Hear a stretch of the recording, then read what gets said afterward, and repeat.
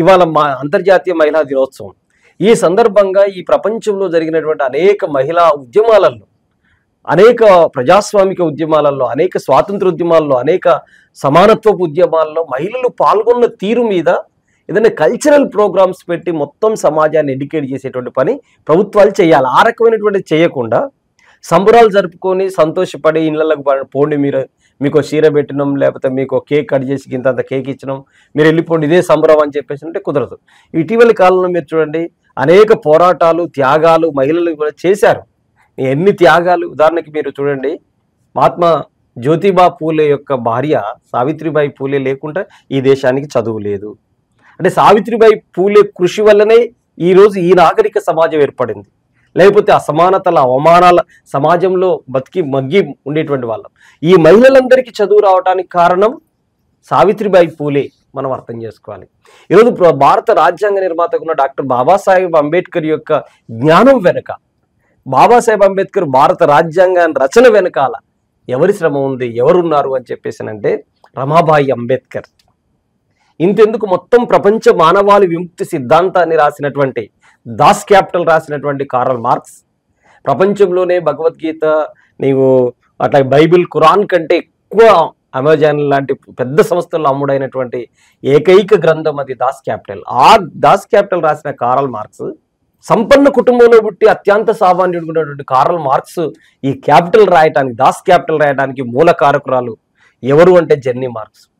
ఇలాంటి అనేక మంది వీర నారీమణులు మనకు కళ్ళ ముందు ఉన్నారు. వాళ్ళ జీవితాల గురించి మొత్తం సమాజానికి, ఈనాటి విద్యార్థులకు పాఠ్యాంశాలుగా బోధించాలి కదా, అట్లా జరగట్లేదు.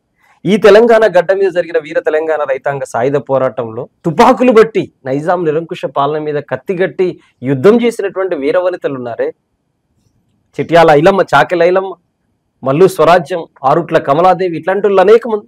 స్వాతంత్రోద్యమాన్ని తీసుకుంటే ఝాన్సీ లక్ష్మీబాయి లాంటి వాళ్ళు, సమ్మక్క సారలమ్మల చరిత్ర, ఇట్లాంటి చరిత్రలంతా మొత్తం ఈ సమాజానికి పాఠ్యాంశాల రూపంలో, వీడియోల రూపంలో, సాహిత్యం రూపంలో, ఆ సాంస్కృతిక కళారూపాల ద్వారా మొత్తం సమాజం ఇవ్వటం ఒక పార్ట్ అయితే, రెండో పార్ట్ భారత రాజ్యాంగబద్ధంగా మహిళలకు ఉండేటువంటి హక్కులేమిటి, ఆ హక్కుల్ని ఎలా అమలు చేయాలనేటువంటి ఒక చిత్తశుద్ధిని ప్రదర్శించాలి.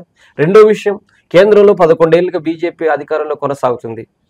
పార్లమెంటులో 33% బిల్లు పెడుతున్నామని చెప్పారు. దానికి అతిగతి లేకుండా అయిపోయినటువంటి పరిస్థితి ఉంది. ఇప్పుడు సమాజంలో సగభాగం ఉన్నారు కాబట్టి స్థానిక సంస్థల ఎన్నికలలో 50% వీళ్ళకు రిజర్వేషన్ కల్పించాలనేటువంటి డిమాండ్ ముందుకు వస్తున్నది. మరి ఇట్లాంటి అంశాలన్నిటిని కూడా బీజేపీ సర్కార్ కానీ, రాష్ట్ర కాంగ్రెస్ సర్కార్ కానీ ఆచరించాలి కదా. 33% ఏంది, సగభాగం ఉన్నటువంటి వాళ్ళని ఆ రూపంలో సగభాగం ఇవ్వాల్సిందే కదా. అందుకనే మొత్తం సమాజంలో మహిళలకు సముచిత స్థానం ఉండాలి అంటే ప్రకృతిలో, సంపదలో, మొత్తం వనరులలో స్త్రీ పురుషుడికి సమానమైనటువంటి అవకాశాలు ఉండాలి. నా దృష్టిలో ఒక తండ్రికి ఎకరం పొలం ఉంది అంటే మొత్తం ఎకరం పొలంలో మొత్తం కొడుక్కే ఉంచి బిడ్డకేయటానికి ఇవ్వకుండా అడ్డుకుంటున్నటువంటి పరిస్థితి ఉంది. ఒక ఆస్తిలో, ప్రైవేట్ ఆస్తిలో కానీ, ప్రభుత్వ ఆస్తిలో కానీ సమానమైనటువంటి అవకాశాలు ఉండాలి. స్త్రీ పురుషులకు సమానమైనటువంటి అవకాశాలు ఉండాలి. 50% మహిళలకు సమానత్వాన్ని చాటి చెప్పేటువంటి అవకాశాలు ఉండాలి. ప్రత్యేకించి ఆడపిల్లల్ని ఈరోజు బతకనీయట్లేదు, గర్భంలోనే చంపేస్తున్న పరిస్థితి ఉంది. అంటే ఆడపిల్లలను ముందు పుట్టనీయాలి. మహిళ లేకుండా మానవ సమాజం లేదు. కాబట్టి ఆడపిల్లను పుట్టనీయాలి, ఆడపిల్లల్ని ఎదగనీయాలి, అదేవిధంగా ఆడపిల్లల్ని బాగా చదువుకోనియాలి. ఆడపిల్లల్ని ఈ దేశాన్ని ఏలే పాలకురాలిగా మార్చాల్సిన అవసరం ఉంది. అందుకనే చిన్న కంపేర్ చేస్తే నేను చెప్తాను. ఒక చిన్న మాట ఏమిటంటే, ఈరోజు నేను ఇంతమంది చెప్పినట్టు అడవి బిడ్డ, ఆదివాసి బిడ్డ ఉన్నటువంటి ద్రౌపది ముర్ముని పార్లమెంటు భవనానికి, అయోధ్య రామ మందిరానికి తీసుకురాలేదు. ఇది మనుస్మృతి పద్ధతి ప్రకారంగా తీసుకురాలేదు. ఎందుకంటే నువ్వు వితంతురాలు కాబట్టి, నీకు బొట్టు లేదు, గాజు లేదు, తాళి లేదు కాబట్టి నువ్వు శుభకార్యాలకు రాకూడదు.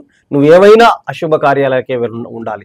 చావులకు మాత్రమే వెళ్ళాలి తప్ప పెళ్లిళ్ళకి, శుభకార్యాలకు నువ్వు రావద్దనేటువంటిది ఆ సిద్ధాంతం చెబుతుంది. కానీ భారత రాజ్యాంగం, డాక్టర్ బాబాసాహెబ్ అంబేద్కర్ రాసిన భారత రాజ్యాంగం ఏం చెప్పింది?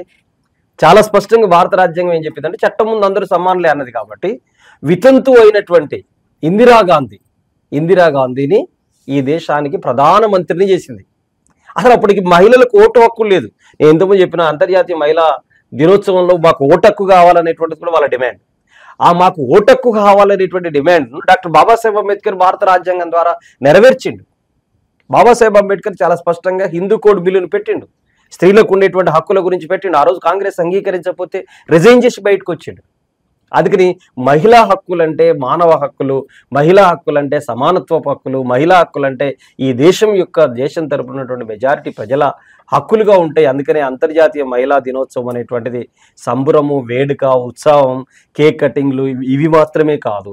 వీటి వెనకాల విరోచితమైనటువంటి పోరాట చరిత్ర ఉంది. పోరాట చరిత్ర ఈ రాష్ట్ర ప్రజానీకానికి, మహిళా లోకానికి, విద్యార్థులకు, యువతరానికి చాటి చెప్పేటువంటి రోజుగా దీనిని చూడాలని, అందుకనే సమానత్వం కోసం సాగినటువంటి సమరమే మహిళా దినోత్సవం తప్ప మరొకటి కాదు అనేటువంటిది తెలియజేస్తున్నాను.